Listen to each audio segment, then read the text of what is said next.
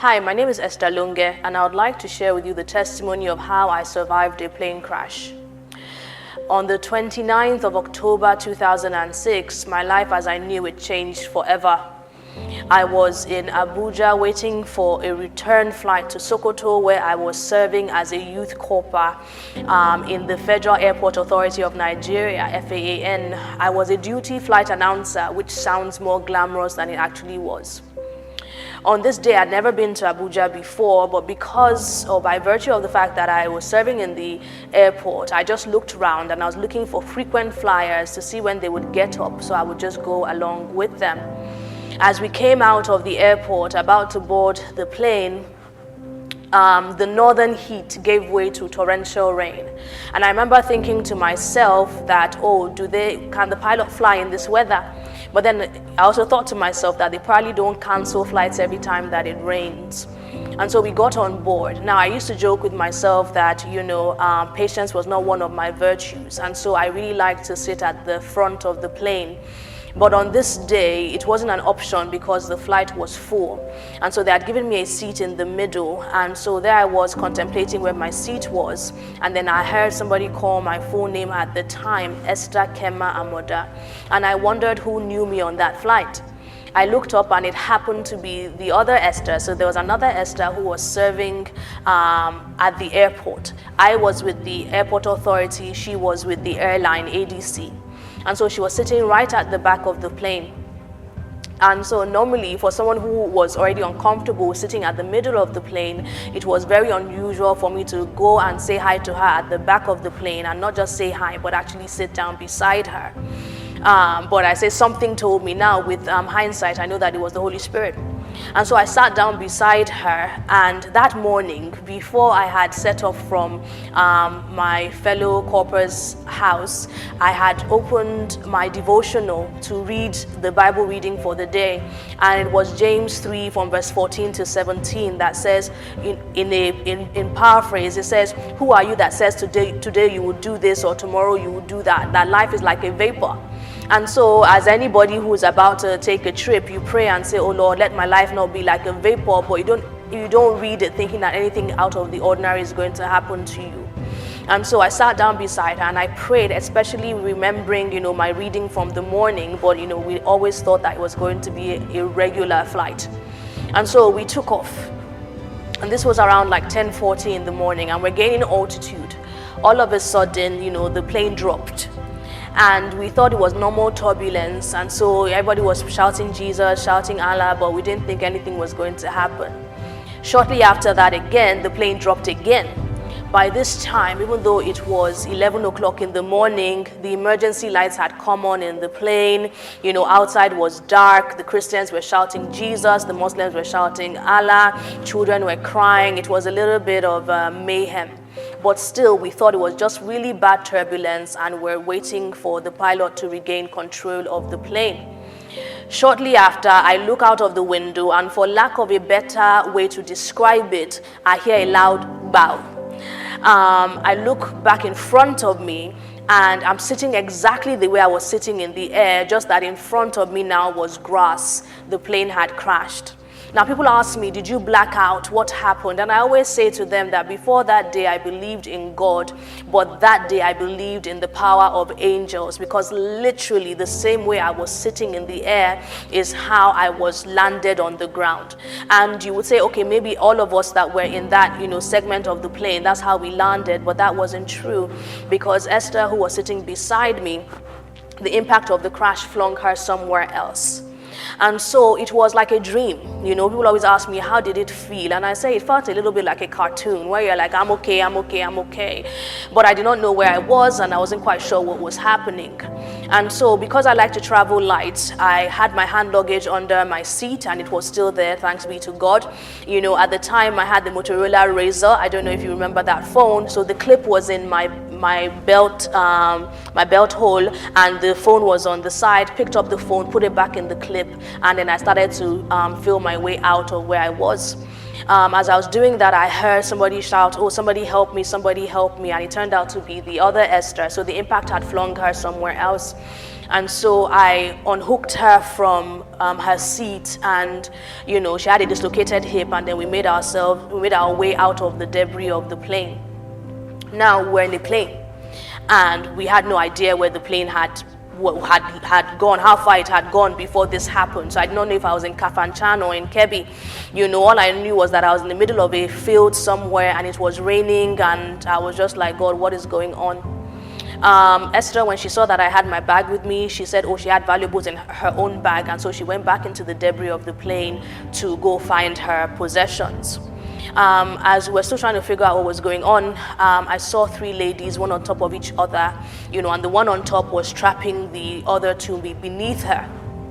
These turned out to be the daughters of the Kogi state governor. Now, there was also another guy who was sitting on the floor, spread-eagled, and he was just looking. And I remember thinking to myself that, Uncle, please help now. We're all in shock here. It was after the fact that I realized that there was nothing he could do because both of his legs were broken. And so I was trying to remove the lady on top, and I saw things that I never want to see again in terms of bone showing and all of that stuff. And I remember her crying out in pain. And I said to her, you are alive. They can fix your body, but thank God at least that you are alive.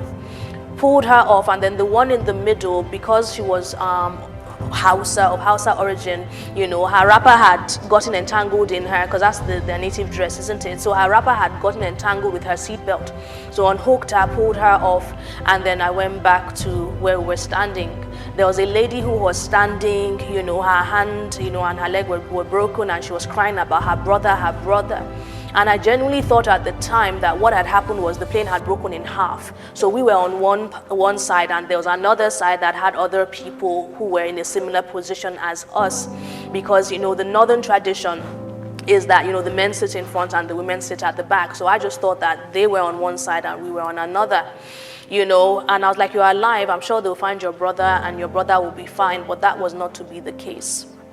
Shortly after, we saw villagers come out, and we realized then, because of what they had said, that the plane had crashed outside of the airport. But the people in the airport did not know that the plane had crashed just outside. And so the villagers ran into the airport to let them know that the plane had crashed, and also to find transportation for those of us that were able to walk. And so they came with a pickup truck to take me, the other Esther, and this Hausa lady that was crying for her brother, because we're the 3 that could actually walk on foot. So they took us in the pickup truck, and it was probably one of the worst rides of my life, because we're in the jarring, muddy field, and I just kept getting bumped about. And we got to the airport hospital, and I had an irrational desire to be as far away from the airport as possible. Because I got to the airport and it was mayhem. They were bringing in dead bodies. It was just crazy. And so I called my friends who had literally dropped me an hour or so before, and I said, this is what has happened. Please come and get me. I need to be out of here. And so they came to pick me up and took me to a private hospital, where the first thing that they did was to put me on a morphine drip because I had a banging headache. I remember one of my friends calling me, and I made small talk with her because I didn't necessarily want to let her know that I had just been in such an accident. I remember also my mother calling me, and my mother did not know I was on the plane, and so she said, I heard that there's something happening, a plane that was bound for Sokoto crashed in Abuja. The airport must be crazy. And I said, yeah, the airport is crazy. I couldn't tell her that, her daughter was on that flight. And so I stayed in the airport, in the hospital, taking the drip and everything. But then it became apparent that I would have to go to the military hospital where the survivors were being kept, so that they would not think that I had died and they just didn't find my body. And in fact, earlier Wikipedia entries say, Esther Amoda, one of the plane crash survivors deemed dead, now alive. And so I went to the military hospital where they were keeping the survivors. And just to put it in context, of the 105 people that were on the plane, only 9 survived. And of the 9 that survived, only 1 didn't have any injuries, and that was me, to the glory of God. And so I was in the military hospital, and I was kept there for 3 days to make sure that I did not have any internal injuries, which I did not. And so the next morning, I wake up about 4 a.m. and CNN, is carrying the story, and I see what happened, I see the part of the plane that survived, and I am weeping, I am in tears.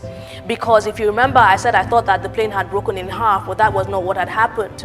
In fact, the only part of the plane that survived was the tail end of the plane, and literally where the mouth of that, the part that survived hit the floor is where I was sitting.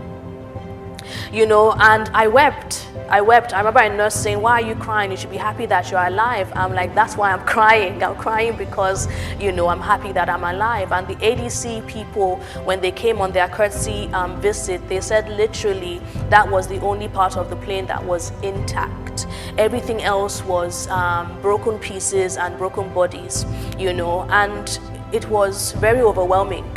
And so I was there, and the question now became, okay, Esther, you are in Abuja now. Are you going to go back to Sokoto, which is 9 hours by road, or are you going to go back to Lagos, which is also 9 hours by road? Well, my mom made the decision for me. She's like, are you crazy? You're coming back home to Lagos. Okay. So the next question was, okay, how are you going to get back? I was ready to come back by road, but I remember a friend of mine saying at the time, he worked in Virgin Nigeria, and he said, the Lord did not save you on Sunday to kill you on Wednesday. You will come back by air.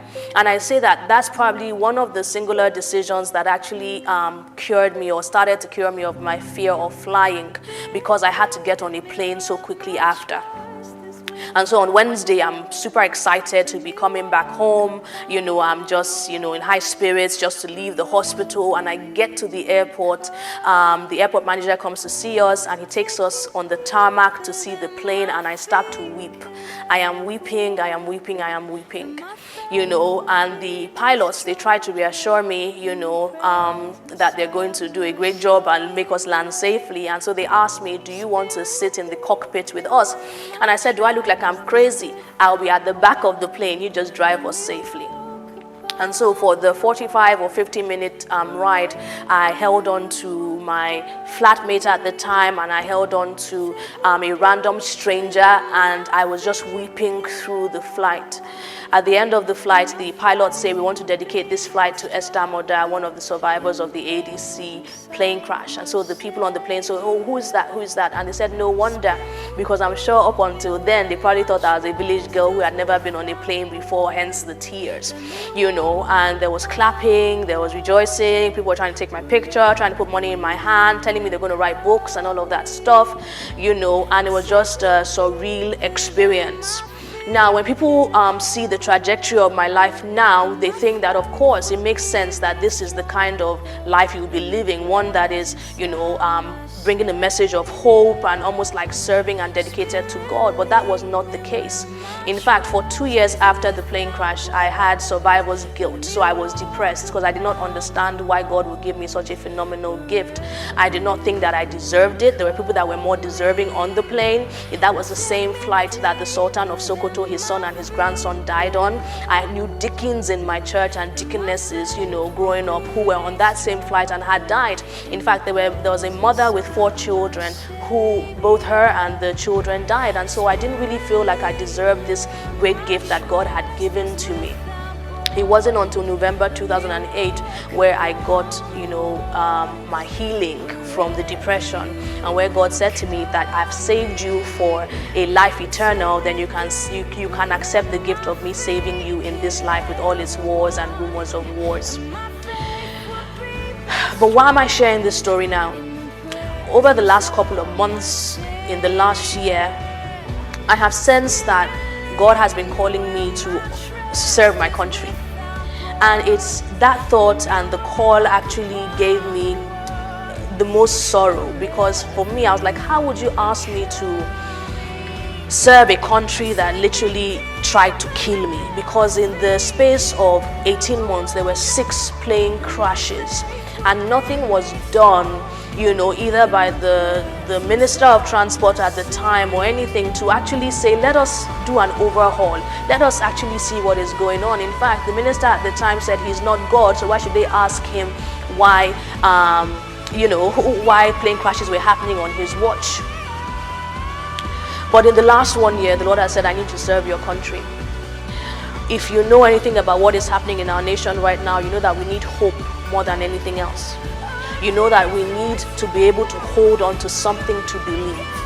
And I stand here, or I sit here as a sign or as a beacon of hope, saying that if the Lord can save me in such a dramatic fashion, if He can make me a sign and a wonder, because if I did not tell you, if I don't tell you that I survived a plane crash, you would never know.